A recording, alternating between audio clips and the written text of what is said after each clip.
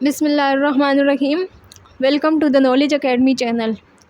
आज की इस वीडियो में हम जो डिफरेंट क्रिस्टल सिस्टम्स होते हैं उनके एक्सियल लेंथ और बॉन्ड एंगल को एक्ट्रिक की मदद से याद करने की कोशिश करेंगे। तो वीडियो को स्टार्ट करते हैं।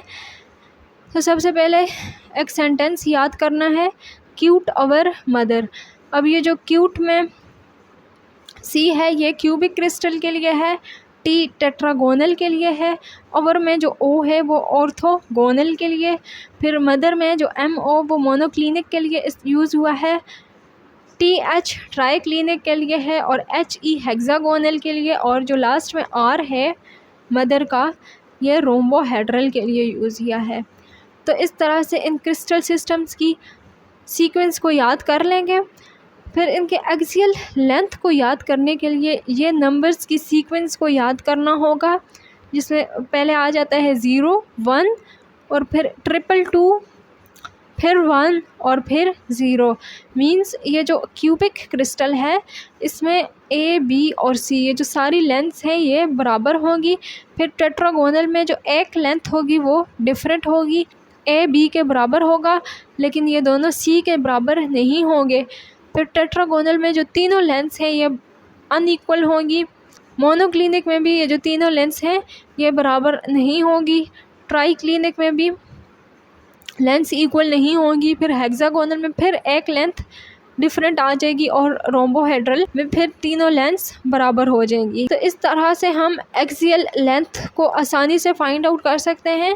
सबसे पहले तो इन क्रिस्टल सिस्टम्स की ये सीक्वेंस याद करनी है। फिर ये जो नंबर की सीक्वेंस है 0, 1, 222, 1, 0 याद कर लेना है ये जो है। फिर इससे एक्सियल लेंथ आसानी से मालूम कर सकते हैं। फिर आ जाता है axial angle.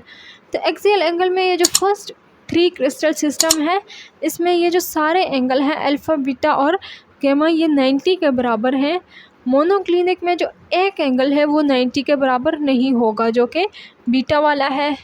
Mono is for 1 and इससे हमें पता चला सकते हैं कि एक एंगल 90 के बराबर नहीं है।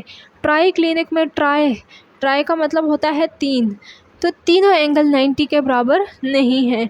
अब हेक्सागोनल में ये जो गामा वाला एंगल है ये 120 का है।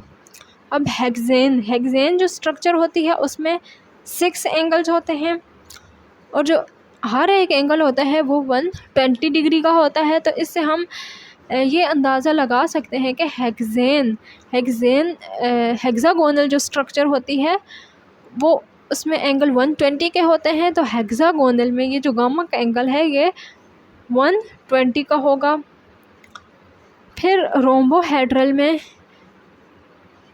Alpha is equal to beta और beta is equal to gamma और गामा 90 के बराबर नहीं होगा। अल्फ़ा बीटा के बराबर होगा और गामा 90 के बराबर नहीं होगा।